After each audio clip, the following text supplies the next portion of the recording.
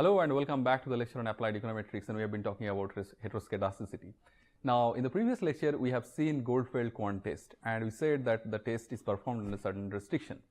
But we can also have tests where we do not have any such restriction, and one such test is called Bruesch Pagan test. So, Bruesch Pagan test, it actually does not assume any such restriction like we had for Goldfeld quant test. So, how it is done? So, essentially what we do is we run the OLS, we first feed the regression equation, and once the regression equation is performed, we obtain the predicted y, of course, and from there we actually get the error term, okay.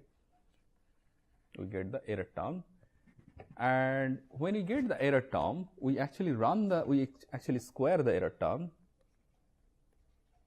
We actually square the error term, and then we perform a regression where my y variable is the error term square and my x variable is all the x variables that I had in my original regression. Okay, so the idea is this: I am trying to see here if my error term has any sort of relationship with the x variables. Okay, so why I am squaring the error term? Because that is actually representing the variance of the error term, right? So, you really do not have the actual variance. So, this is something that you use as a proxy. Now, when you do that, and you basically use the x variables just to see if any of the x variables are going to be significant, okay, if it is significantly influencing the error term. So, that means that there is a relationship between the x variables and the error term. So, what is then the null hypothesis will be, we can basically, looking at this equation, we can say the null hypothesis is going to be all these beta i's are going to be 0. All the beta i's are going to be 0, okay. And basically that means that beta 1 is equal to beta 2 and so forth and so forth, and all these are going to lead to a value of 0. Whereas my H alternative is going to be at least one of the beta I is not equal to 0. Okay, so if at least I can show that one beta is not influencing the error term, one x is not influencing the error term, so then my error term is not sort of correlated with any of these explanatory variables. So that's what we are going to see in the case of this Bruesch Pagan test. So that's as simple as that. Okay. Now, how do we do that? It's a very simple test. We are quite familiar with it. It's simply the F test that we always perform.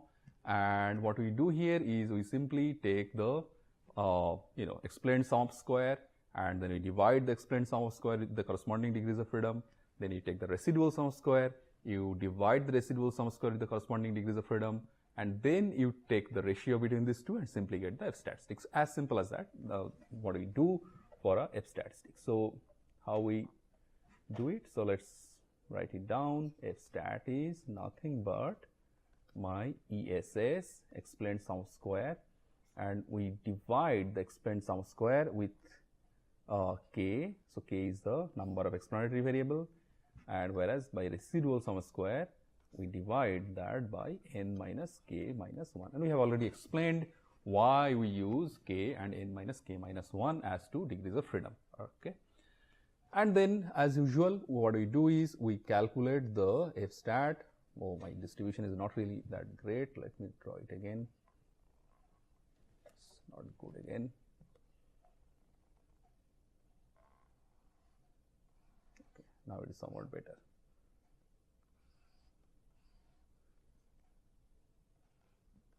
So, here I will have my F critical, and I will see where my F stat falls. If it is here, I kind of reject the null that all the betas are actually equal to 0.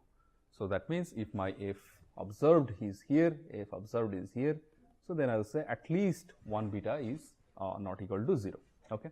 So, that's how we do it. It's as usual when we do for a simple F test. So, basically when we fit a regression model, we use the F statistic to understand the joint significance of the model, and that's precisely what we do here again. So, let me actually show you how to do that in Stata. So, I will actually let me check if I have imported the data. I need to import the data. So, I will import the data for West Bengal National Sample Survey data. Let me check. Yeah, this is the data set.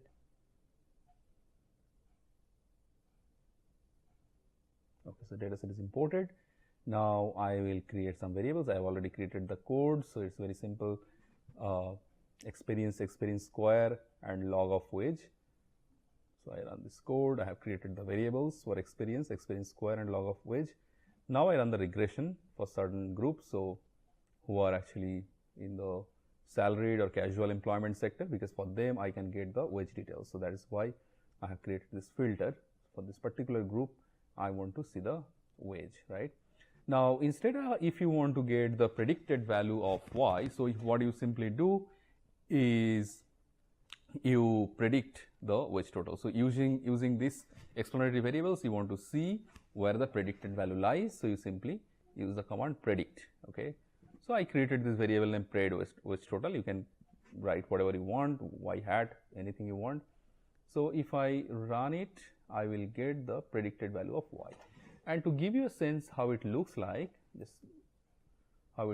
can actually go to the data editor and see how this variable is created. All right, so here you see the predicted value. So this is the predicted value of y. Okay, so this is the wage that my model is predicting for these people. All right. Now I will actually do one more thing, because the entire population is there, so I can actually drop the people who are, let me actually drop these people. First here. So I'm just keeping these people who are within this group, those who are in the salaried employment or casual employment. So now I can actually let me actually keep it here. I mean, it doesn't matter, but just for our, okay. So I have just dropped these observations which are not in this range. So that means I only have people who are in the salaried and casual sector, and now I do the prediction. Okay, and then we can actually generate a variable which is called ER, which is going to be my error term. And how do I get the error term? I simply, subtract the actual value of y and predicted value of y, as simple as that, right? So let me just do that. Now I have sort of generated the variable ER is the error, and then I replace this ER is equal to this y variable, original y variable wage total minus predicted wage total. So I don't need to create this condition, because I have already dropped people who are not in this group. So if I run it, what I get it is that, let's see.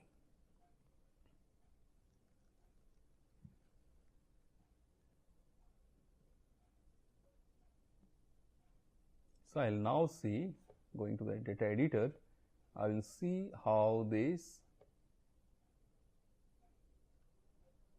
error term looks like. Okay, so now I have my predicted values of y, and if I subtract from the original y, so I get these values. Okay, so this is how I get the error term. All right. Now what I'll do, I'll basically square the error term. That's how Bruesch-Pagan test tells me to do.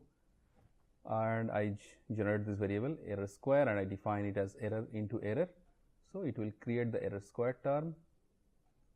We can again see the error square, how it looks like. It is going to be the square of the error term. Basically this value, the error value, and its square. Okay. Now if I run the regression, so now what I have to do, I have to regress the error square with all those explanatory variables which I had in my original model. So that was my original model. I had education, experience square, and sex, right? So I'll just use these variables here and I'll regress. All right. So let me do that, and now see what happens here. All I have to do is to see this F statistic. So what we have done previously, it is already, my model is already taken into account when I run a regression equation. And here it is. So my F statistic, the p value is actually very, very small. So that means my null hypothesis of beta coefficient is equal to 0 is not correct. So essentially it means that some of the betas are actually actually strongly or actually related with the error term. So basically we have to check for the heteroscedasticity. So we can assume that there is heteroscedasticity in the model. So that is basically the idea of Bruesch-Pagan test. So this is one way of conducting Bruesch-Pagan test. So there is another way of looking at Bruesch-Pagan test, and that is basically we take into account the R square value. So what we do is we assume that the R square value, and if it is multiplied with n is the number of observation, so it follows a chi-square distribution. So how we do it is basically we take the R square from the regression and then multiply with n, and that follows a chi-square distribution. A chi-square distribution with degrees of freedom is equal to k. So k is my number of explanatory variables in my model. Okay.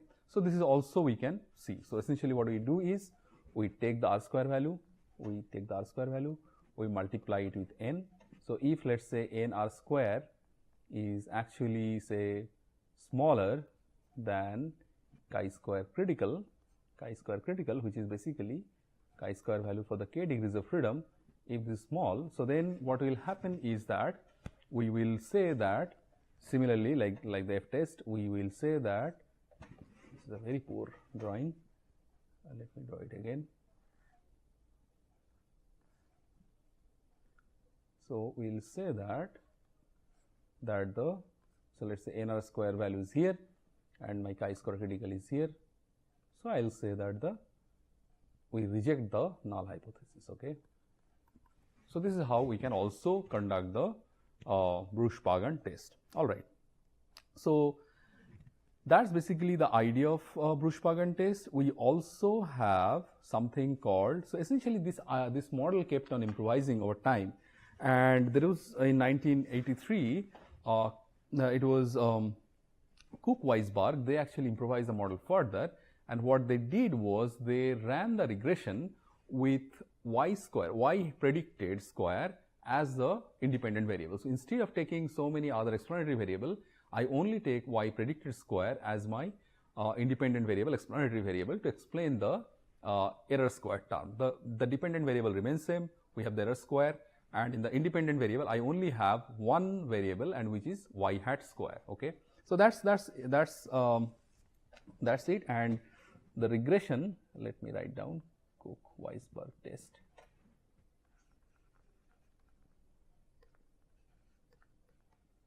Cook-Weisberg test. This was done in 1983. And how it was done? So basically the idea is that the error square is regressed on y hat square and u term. So now here I have like only one explanatory variable. Okay, only one explanatory variable, and therefore and it again in the similar manner, the n into r square, the r square value that you get from this regression equation actually follows a chi-square distribution. Okay, and because my independent variable is always 1, so for Cook-Weisberg test I will always have the chi-square critical for 1 degrees of freedom. So that is always constant because I have only one explanatory variable. Okay, and this is a very simple command in Stata to perform it, and that's called head test, HET-TEST. And we're just going to see for our model, if we perform the Cook-Weisberg test, all I have to do is to write the command head test. So let me delete this. So if I run head test, so essentially I have run the regression equation. So let me run the original regression equation here. So this is original regression, and now if I run the head test, essentially what it will do a whole lot of exercise. So it will get the y hat, it will square the y hat, it will get the error term, it will square the error term, then it will run the regression. Okay, so let's see the result here. So this is how it looks like when we perform a head test. So it says that the H naught is constant variance, and variables are basically only one variable, which is fitted values of the West total. So this is y hat, and chi-square is always having 1 degrees of freedom, and the value is 2760, and the p value is going to be very small. Okay, the p value is going to be very small, and we kind of reject the null hypothesis. All right. So this is how you basically perform the Cook-Weisberg test, which is a sort of variation of the Bruesch-Pagan test. All right. So with this, we'll end this lecture, and in the next lecture, we are going to talk about the White test. White test is again just a sort of one step ahead of the Breusch-Pagan test, and that will give us some idea about all the different kind of tests that we perform to check if there is any heteroscedasticity in the model. Thank you.